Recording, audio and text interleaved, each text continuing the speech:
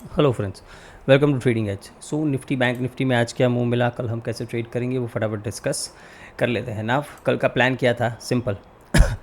अगर हम यहाँ से ऊपर जाते हैं 700 के ऊपर, ठीक है, हम एक बाइंग का अप्रोच देख सकते हैं 800 से लेके 850 तक, ये आपको क्लियरली बताया था। और मॉर्निंग में मार्केट ने एग्जैक्टली वैसा मूव दिया है। अगर किसी ने यहाँ पे ट्रेड किया होगा 700 के ऊपर आफ्टर दिस डिप, तो उसको पैसा मिला होगा। नाउ मैंने ये मूव कैच नहीं किया। मैंने आपको क्लियरली बोला था दैट मैं बाइंग के किसी मूव में इंटरेस्टेड नहीं हूँ एट दीज लेवल्स। क्यों? सिंपल सी बात थी दैट मार्केट रिवर्सल के लिए ड्यू था। ओके और एक इम्पॉर्टेंट डेली में लिक्विडिटी भी आपको मैंने दिखाई थी 4 आवर में डेली में, दैट यहाँ पे हम 23,700 से अगर मुड़ गए यहाँ से तो ठीक है, नहीं मुड़े तो 23,800 एक टारगेट है जहाँ से हम मुड़ सकते हैं। और एग्जैक्टली आपको क्लियर कट बताया था डेट मैक्सिमम अपसाइड में 850 तक देख रहा हूँ। आज का डे हाई क्या है, 870। ओके, क्लियरली आपको बताया था दैट ये मैक्सिमम अपसाइड है जो मैं देख रहा हूँ। और देखो ये लेवल्स कहीं से नहीं आते, आपके सामने ही है। ओके कहीं से नहीं आते ये लेवल, सिंपली आपके सामने है। आपको सिर्फ साइकोलॉजी समझनी है दैट मार्केट इस तरीके से ऊपर जा रहा है, then it is seeking some liquidity. ये एक सिंपल सी बात है। ओके तो इसमें कोई रॉकेट साइंस नहीं है। ये लिक्विडिटी उसको सीक करनी थी, उसने कर ली है। नाव यहाँ से देखना होगा कि यहाँ से अगर कोई डिप आता है, ओके कोई डिप अगर यहाँ से आता है, फिर अगर हम इस हाई को क्रॉस कर देते हैं और यहाँ से ऊपर 24,000 के ऊपर सस्टेन करना स्टार्ट करते हैं, then we can say that ये बॉटम लग गया है। ओके तब जाके हम ऐसा मान सकते हैं ना।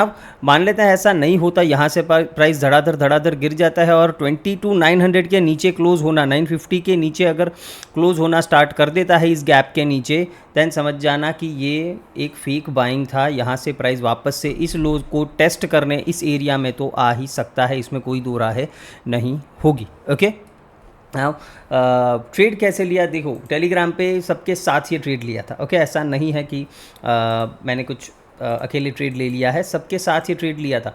बहुत ही सिंपल था। देखो मैंने आपको ये कंसेप्ट बहुत बार समझाया है। कौन सा? यूफोरिया वाला। ये क्या है, मतलब यहाँ से लेके यहाँ तक देखो, ये 200 पॉइंट्स का रैली है इन निफ्टी। वो कहाँ पे? जब निफ्टी ऑलरेडी 1500 पॉइंट लास्ट कुछ दिनों में 1-2 वीक में ट्रैवल करके आ रहा है, उसके बाद टॉप पे इस तरीके से 200 पॉइंट का non stop rally without any red candle. ये क्या हमें सजेस्ट कर रहा है? यूफोरिया। ठीक है, FOMO, fear of missing out. कर लो कर लो कर लो मुझे बाय, मैं फट जाऊंगी, मैं आज के आज 26,000 चली जाऊंगी। ये इस तरीके का मूव है। तो मैंने आपको बताया है जब भी टॉप पे इस तरीके का मूव या फिर बॉटम पे इस तरीके का मूव आता है, look for reversals, don't chase. सब बताया हुआ है, सब चीज़ें आपको बताई हुई है, कुछ नया नहीं है। And on the top of this मैं एक और चीज़ देख रहा था जहाँ पे मैंने एंट्री प्लान करी। ओके 1 मिनट पे, चलो वो भी चेक करते हैं एक बार। यहाँ पे मैंने एंट्री कहाँ पे प्लान करी, देखो ये कंसेप्ट भी मैंने आपको बहुत बार बताया है। मार्केट कभी भी कंसोलिडेट करता है, ब्रेकआउट करता है, अगर उस ब्रेकआउट कैंडल के लो के नीचे मार्केट जाता है, then most likely it is a trap. ना एक तो 23,807 ये जो हमारी डेली लिक्विडिटी थी, इसके ऊपर प्राइस इस तरीके से एग्रेसिव मूव कर रहा है, ऊपर से इस तरीके का कंसोलिडेशन दे के ब्रेकआउट दिखा रहा है और फिर ये उसको फेल कर रहा है। तो यहाँ पे मैं मेरा ट्रेड यहीं पे पंच हो गया था। ओके इसी कैंडल के नीचे जैसे ये मूव करना स्टार्ट, यहीं पे मैंने सेल कर दिया था। क्यों? बिकॉज मेरा रिस्क सिर्फ इतना था। सिंपल है, ये इतना फास्ट मूव था दैट ग्रुप पे मैं यहाँ पे अपडेट नहीं कर पाया। ग्रुप पे मैंने कहाँ पे अपडेट दिया? जब इस फेयर वैल्यू गैप में प्राइस रेजिस्ट कर रहा था, तो मैंने इसके नीचे एंट्री आपको बताई दैट अगर ये स्विंग लो ब्रेक होता है, देन ये स्टॉप के साथ हम यहाँ से शॉर्ट कर सकते हैं। और आप देख सकते हैं यहाँ से कैसा मूव मिला है, राइट। तो बहुत ही सिंपल है, बहुत सारी चीज़ें आपको सिखाई हुई है, कुछ भी नया नहीं है। और इस कैंडल में अगर आप कॉल के प्रीमियम्स देखोगे ना, जो फटे हैं यहाँ पे, ये 1 मिनट के कैंडल में जो कॉल्स के प्रीमियम में जो स्पाइक आया है वो बहुत ही ब्रिलियंट था। मतलब उन सब चीज़ों ने तो मुझे और कॉन्फिडेंस दिया कि चलो ये शॉर्ट साइड ही जाना है, बिकॉज इतने एग्रेसिव तरीके से वो कॉल्स के प्रीमियम फटे थे। मतलब रिटेलर्स को भर भर के इनवाइट किया जा रहा था कि आओ मुझे ख़रीद लो। सिंपल है। तो ये सब चीज़ें साइकोलॉजी है जो आपको समझनी रहती है फ्रेंड्स। अगर नहीं समझोगे तो फिर दिक्कतें आएंगी। दूसरा मेरा कन्फ्लुएंस क्या था, देखो इंडिया विक्स को आइडेंटिफाई करो। ओके कल से इंडिया विक्स कितना ऊपर है? डेफिनेटली फिर कूल ऑफ हुआ है, बिकॉज आज एक्सपायरी थी तो मार्केट को पूरा साइड बेस कर दिया है, तो इसीलिए ये थोड़ा कूल ऑफ हुआ है। मैं सिर्फ यहाँ तक देखने के लिए बोल रहा हूँ, बिकॉज यहाँ पे हमने शॉर्ट्स प्लान कर दिए थे। कल से ही मेरा प्लान था दैट इस मार्केट को शॉर्ट ही करेंगे। क्यों? सिंपल सा रीज़न मैं आपको बताता हूँ। इससे पहले भी आई गेस मैंने बताया हुआ है, बट अगेन जिनको नहीं पता या नए व्यूअर्स हैं देख लो। इंडिया विक्स कल 9% शूटअप हुआ था। कितना? 9%। प्राइस ने क्या किया था कल? निफ्टी कल धड़ाधड़ ऊपर ही गया था ना। अब इंडिया विक्स क्या है, देखो पहले ये चीज़ समझो कि इंडिया विक्स होता क्या है। देखो इंडिया विक्स क्या है, उसको हम नॉर्मल लैंग्वेज में फियर इंडेक्स बोलते हैं। क्या बोलते हैं? Fear index. फियर कब आता है मार्केट में? चलो ये बताओ, फियर मार्केट में कब आता है? ओके, जब मार्केट को गिरने का डर हो तब फियर आता है। ओके, जब मार्केट ऊपर जाता हो तब ग्रीड आता है। ओके, तब ग्रीड आता है। जब मार्केट को नीचे गिरने का अगर डर होता है तो तभी जाके ये फियर आता है, और वो हम मेजर करते हैं इंडिया विक्स से। किस तरीके से? अगर देखो मार्केट में कहीं पे भी शॉर्ट पोजीशन इंक्रीज़ हो रही है। ओके, शॉर्ट पोजीशन ना, अब ये कहीं पे भी हो सकती है ओआई में हो सकती है फ्यूचर्स में हो रही हो, या फिर हो सकता है स्टॉक फ्यूचर्स में हो रही हो। कहीं पे भी अगर शॉर्ट पोजीशंस इंक्रीज़ हो रही है, भले ही मार्केट ऊपर जा रहा है, वो तो सबसे बड़ा इंडिकेशन होता है कि मार्केट ऊपर जा रहा है, इंडिया विक्स भी ऊपर जा रहा है, मतलब ये मोस्ट लाइकली एक ट्रैप सिनेरियो है। 95% चांसेस है कि ये एक ट्रैप सिनेरियो है। ठीक है, ये ऊपर जा रहा था इंडिया विक्स, ये क्लियरली ये इंडिकेट कर रहा था कि कोई बड़ा प्लेयर, कोई ऑपरेटर है जो दबे पांव से इस राइज़ में जो निफ्टी इतना ऊपर उठा है, इसमें कुछ ना कुछ ये शॉर्ट कर रहा है, या इंडेक्स फ्यूचर्स कर दे, या स्टॉक फ्यूचर्स कर दे, या ओआई डेटा में कर दे। ठीक है, तो वो कहीं ना कहीं शॉर्ट पोजीशन बन रही है, तब भी ये इंडिया विक्स इतना शूटअप करता है। आज भी अगर मॉर्निंग में हम इतना हाफ देखें तो ये 3 to 5% आई गेस ये ऊपर था इंडिया विक्स मॉर्निंग में। सिंपल है, तो ये वापस से मुझे कंफर्म कर रहा था, और मॉर्निंग में प्राइस क्या कर रहा था? प्राइस 200 पॉइंट ऊपर शूटअप किया था। ओके, तो ये क्लियर कट मुझे इंडिकेट कर रहा था दैट रिवर्सल इज़ प्रोमिनेंट, वो आ रहा है, इसीलिए हम इतने कॉन्फिडेंस के साथ ट्रेड ले लेते हैं। सिंपल है, इधर ही ले लेते हैं, इतना सा छोटू सा स्टॉप लॉस दे के यहाँ पे ट्रेड ले लेते हैं। This is the power. देखो आप कॉपी नहीं कर पाओगे मुझे या किसी को भी, बिकॉज कोई बंदा क्या देखता है, क्या समझता है, वो आपको नहीं आएगा। ठीक है, जब तक आप प्रैक्टिस नहीं करोगे आपको नहीं आएगा। तो आपको क्या करना है? प्रैक्टिस करनी है फ्रेंड्स, और कुछ रॉकेट साइंस नहीं है। देखो वीकली चार्ट पे मैंने आपको बताया था दैट अगर ये कंसेप्ट है, सिखाया हुआ है आपको फेयर वैल्यू गैप वाले वीडियो में, कि अगर कोई भी फेयर वैल्यू गैप इन्वर्स होता है देन मोस्ट लाइकली चांसेस होता है कि प्राइस लिक्विडिटी के लिए जाएगा। तो यहाँ पे इन्वर्स हुआ, तो वीकली एनालिसिस में हमने यही डिस्कस किया था दैट हम 23,800 पे मोस्ट लाइकली जा रहे हैं, because that is the most recent liquidity जो वीकली चार्ट पे पड़ी है। सिंपल है, गया मार्केट वहाँ। तो ये इसी तरीके से मैं बायस बनाता हूँ। आप लोग पूछते हो सर डेली बायस कैसे बनाए, ये वीकली वीडियोज़, हर वीडियोज़ में मैं जिस तरीके से एनालिसिस करता हूँ उसके नोट्स बना के लिखो।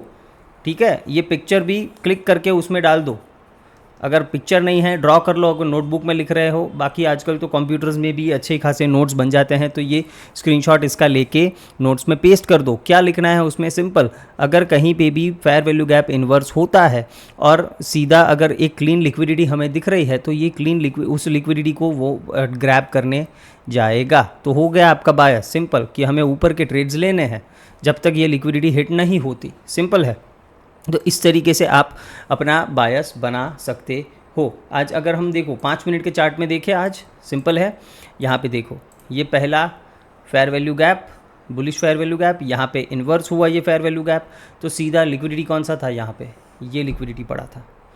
तो क्या वो टारगेट नहीं मिला? यहाँ से अगर आपने इस एफवीजी से भी ट्रेड लिया है, ये स्टॉप रखा है यहाँ पे कहीं पे, ये टारगेट। सिंपल है, तो वही कंसेप्ट यहाँ पर भी काम कर रहा है ना। चलो और भी कोई एग्जाम्पल देखते हैं।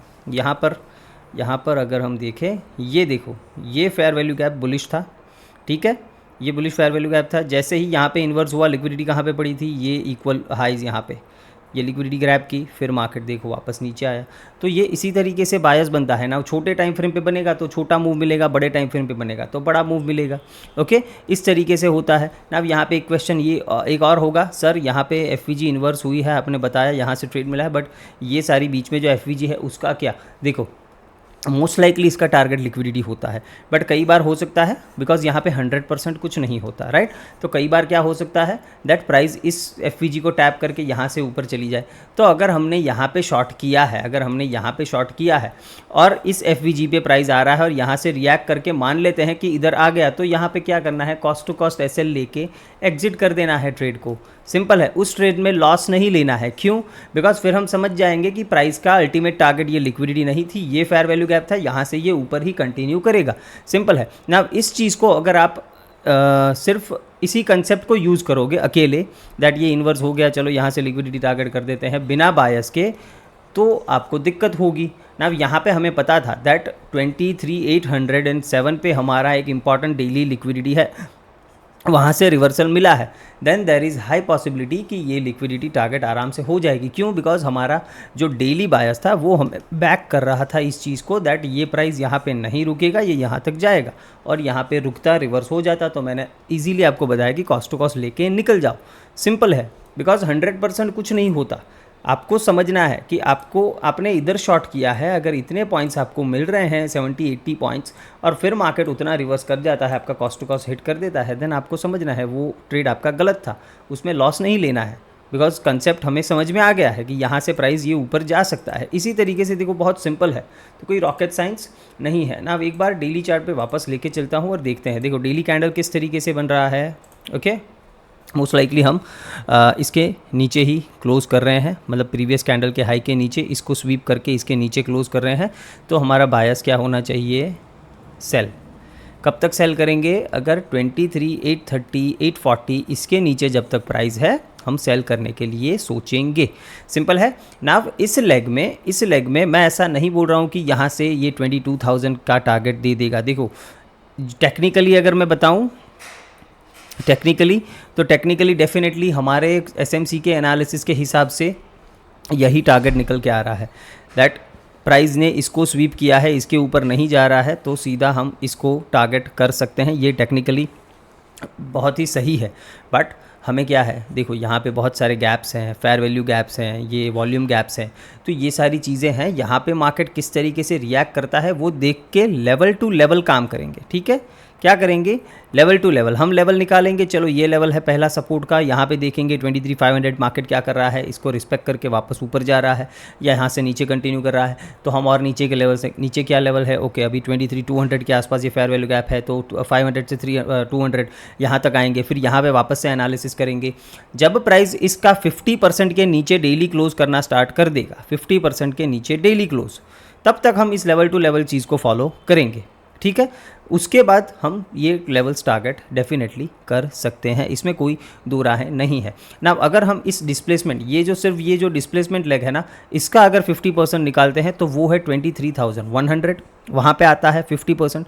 और अगर हम ये पूरा लेग कैप्चर करते हैं, ये लो से पूरा, तो उसका 50% आ रहा है समवेयर अराउंड 22,930 के आसपास। ओके, तो ये दो लेवल्स हैं जो आपको बहुत ही इंपॉर्टेंट है डेली क्लोजिंग बेसिस पे। ओके, इसके नीचे क्लोजिंग होना स्टार्ट हो जाता है तो हम डेफिनेटली फिर एग्रेसिव व्यूअर बन जाएंगे ना। कल मुझे किसी ने कमेंट किया था, वो हमारे रेगुलर व्यूअर है, बताया था कि सर आप कुछ दिन पहले बहुत बियर थे, अभी आप बुलिश बात कर रहे हो। देखो वीकली एनालिसिस में ही आपको बताया था दैट अगर प्राइस इसके ऊपर 400 के ऊपर सस्टेन करता है, हम 23,800 तक जाएंगे। ये आपको वीकली एनालिसिस में ही ये टारगेट बताया था। और वीकली एनालिसिस में ये भी बताया था कि यहाँ पे हमारा जो व्यू था रिवर्सल का 22,800 से, वो गलत प्रूफ हो गया है और प्राइस ऊपर जा रहा है ना। अगर प्राइस ऊपर जा रहा है, मैं फिर भी बियर बना रहा हूँ, तो ये कौन सा सेंस है? मैंने यहाँ पे ट्रेड नहीं किया। ठीक है, लास्ट 2 दिन से मैंने आपको बता रहा हूँ कि मैंने कोई भी बाई साइड का ट्रेड यहाँ पे नहीं किया है। एक सेल साइड का ट्रेड किया था, उसमें स्टॉप लॉस लिया था। सिंपल है। तो अब जब मेरे प्लान के हिसाब से मार्केट नहीं मूव कर रहा है, तो मैं तब ट्रेड नहीं करता हूँ। ये इतना डिसिप्लिन मेरे में है। आज काम किया तो आज मैंने ट्रेड लिया है। सिंपल है। तो जब प्राइस, देखो मैं बुल या बेयर कुछ नहीं हूँ, मैं प्राइस को फॉलो करता हूँ। आप सबको यही करना है। अगर प्राइस को फॉलो नहीं करोगे तो दिक्कतें होंगी, राइट। तो आपको इसी तरीके से ट्रेड करना है ना। अगर मान लेते हैं कल, अगर फॉर इन एनी केस, अगर हम कल 23,840 850 इस जोन को सस्टेन करके इसके ऊपर क्लोज हो जाते हैं तो मैं वापस से बुल बन जाऊंगा। आज मैं आपको बोल रहा हूँ ना, हम शॉर्ट करेंगे, हमारा बायस बियरिश है, हम नीचे जाएंगे, ठीक है। अगर कल ये चीज़ हो जाती है तो मैं वापस से बुल बन जाऊंगा, फिर मैं कल वापस आपको बोलूँगा हम 24,000 की तरफ जा रहे हैं, 24,200 की तरफ जा रहे हैं। मैं वापस मैं ही बोलता हुआ दिखूंगा। जो प्राइस जहाँ पे है उस हिसाब से मेरा एनालिसिस होता है। यहाँ पे मेरा या आपका पर्सनल व्यू कोई भी मैटर नहीं करता है। इस चीज़ को आपको प्लीज़ बहुत ध्यान से समझना है। ओके, नाउ देखो प्राइस यहाँ पे सस्टेन कर रहा है। अगर गैप अप ओपन हो जाते हैं, let me come to 5 minutes chart, because वहाँ पे अच्छे ऑर्डर ब्लॉक्स और फेयर वैल्यू गैप्स दिखेंगे। यहाँ पे एक अच्छा सा हमारे पास क्या है, ये एक अच्छा सा ऑर्डर ब्लॉक है और ये एक अच्छी सी फेयर वैल्यू गैप है। ये दोनों चीज़ें यहाँ पे है। अगर फ्लैट ओपन होके ऊपर जाते हैं, मुझे कुछ नहीं करना है। इस एरिया में ये जो एफ प्लस ऑर्डर ब्लॉक, ये जो एरिया है, इस एरिया में मैं देखूँगा यहाँ से वापस शॉर्ट की अगर अपॉर्चुनिटी मिली, मैं वापस से शॉर्ट करूँगा। सिंपल है। अगर प्राइस गैप अप ओपन हो जाता है इस एरिया में, जब तक है इस एरिया में, तब तक मैं कुछ भी बाइंग के ट्रेड्स नहीं देख रहा हूँ। ये गैप अप ओपन हो या फिर फ्लैट ओपन हो के ऊपर जाए, बाइंग के लिए नहीं देख रहा हूँ। बाइंग के लिए कब देखेंगे, any point of time price 23,840 830 in levels के ऊपर एक प्राइस एक्शन बना देता है तो हम बाइंग करेंगे। उसके बाद 24,000 का टारगेट ओपन हो जाएगा, बहुत इजी हो जाएगा, ठीक है। तो इस तरीके से आपको प्लान करना है। अगर हम फ्लैट ओपन होकर नीचे जाते हैं या फिर गैप डाउन ओपन हो जाते हैं ना, छोटा मोटा गैप डाउन ओपन हो गया कोई दिक्कत नहीं। 650 हमारा लेवल है, कौन सा, 23,650। इसके नीचे प्राइस सस्टेन करता है कभी भी हम शॉर्ट करेंगे। पहला टारगेट हम क्या रखेंगे, देखो 530 रखेंगे, बट बीच में एक हर्डल है। एक चीज़ आपको समझनी है दैट ये 15 मिनट्स का फेयर वैल्यू गैप है, ये छोटू सा। ओके, तो यहाँ पे अगर हम 650 पे शॉर्ट करते हैं और प्राइस अगर यहाँ पे आता है तो यहाँ पे मैं बुक तो नहीं करूँगा पोजीशन अपनी, बट यहाँ पे मैं डेफिनेटली अपना एसएल है जो वो कॉस्ट टू कॉस्ट ट्रेल कर लूँगा। इधर जब 570 के आसपास निफ्टी आएगा तो मैं कॉस्ट टू कॉस्ट ट्रेल कर लूँगा और फिर अगर यहाँ से रिवर्स होता है तो कॉस्ट टू कॉस्ट एसएल लेके बाहर हो जाऊँगा। और अगर यहाँ से कंटिन्यू करता है then 23,530 will be my first target. अगर 530 के भी नीचे सस्टेन करता है then 470 will be my second target, ठीक है। 470 ये लेवल, ये जो ऑर्डर ब्लॉक आप देख रहे हो, ये यहाँ पे देखेंगे प्राइस यहाँ से बाउंस करता है या फिर इसको भी ब्रेक करता है, देखेंगे बाउंस करेगा तो हो सकता है मैं छोटा मोटा एक पुल बैक के लिए बाइंग का ट्रेड यहाँ पे करूँ, या इधर अच्छे पॉइंट्स मिल गए होंगे तो ना भी करूँ। दैट डिपेंड्स ऑन मार्केट कि किस तरीके से वो यहाँ पे रिएक्ट करता है। ओके, सिंपल है। नाउ अगर 450 के नीचे सस्टेन होना स्टार्ट करते हैं देन सीधा सीधा 270 तक हम जाएंगे, 270 तक। सिंपल है। अगर बड़ा गैप डाउन कल ओपन हो जाता है देन पुल बैक के बाद ही ट्रेड करना है, वापस से चेज़ नहीं करेंगे। अगर बड़ा गैप डाउन ओपन मतलब 120 पॉइंट्स 100 पॉइंट्स इतना अगर गैप डाउन ओपन हो जाता है, जिसकी पॉसिबिलिटी डेफिनेटली है, तो अगर ऐसा होता है तो हम क्या करेंगे, पहले पुल बैक का वेट करेंगे, फिर ऊपर से यहाँ से कहीं से शॉर्ट करने का प्लान करेंगे। सिंपल है मेरी बात। आ जाते हैं बैंक निफ्टी पे। देखो बैंक निफ्टी में अभी जिस लेवल पे है यही इसका सपोर्ट बना हुआ है, कौन सा, 51,500। ओके, 51,500 के नीचे जाता है, पहला टारगेट हम ये एफ रखेंगे 51,350। यहाँ पे देखेंगे कुछ रिएक्शन आता है या फिर इसको भी क्रॉस कर देता है। अगर इसके नीचे सस्टेन करता है देन सीधा सीधा मेरा टारगेट ये हो जाना चाहिए 50,800 से लेके 50,700। ओके, मोस्ट लाइकली मेरे हिसाब से यहाँ पे ये आ जाना चाहिए, बिकॉज इसने भी क्या किया है, प्रीवियस डे हाई को स्वीप करके क्लोजिंग नीचे दे रहा है यहाँ पे कहीं पे, तो बायस इसमें भी सेल का है, तो ये जो गैप है इसको डेफिनेटली ये फिल करने आ सकता है।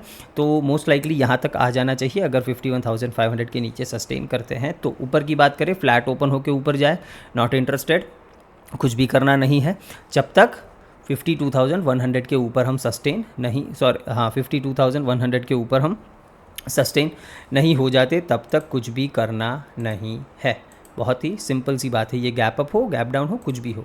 मिड कैप निफ्टी की बात करें, बढ़िया से ये इस एफवीजी से रिएक्ट कर रहा है तो बहुत बढ़िया है। 5 मिनट्स पे देखें।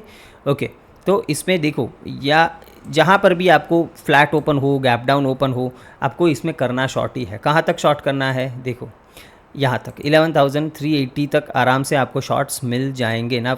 यहाँ पे ये इधर से अभी रिएक्ट कर रहा है 15 मिनट के एफवीजी से। ओके, तो हम कुछ कर नहीं सकते हैं, बट इसमें सिंपली अब ये एक सपोर्ट मान लो, ठीक है। अगर 11,540 के नीचे सस्टेन होता है तो हम शॉर्ट ही करेंगे। इसमें बाइंग कब तक नहीं करना है, 11,750 के ऊपर जब तक कुछ प्राइस एक्शन ना दिखे तब तक नो बाइंग एट ऑल। मान लेते हैं गैप अप ओपन हो गया तो वापस से ये एक ऑर्डर ब्लॉक जैसा दिख रहा है, यहाँ पे एफवीजी है, कहीं से भी मुड़ता हुआ दिखे हम सेल करेंगे। बहुत ही सिंपल है, राइट। और अगर ये 11,380 ये जोन ब्रेक कर देता है देन सीधा सीधा हम यहाँ पे 280 तक नीचे आ सकते हैं, इस जोन तक।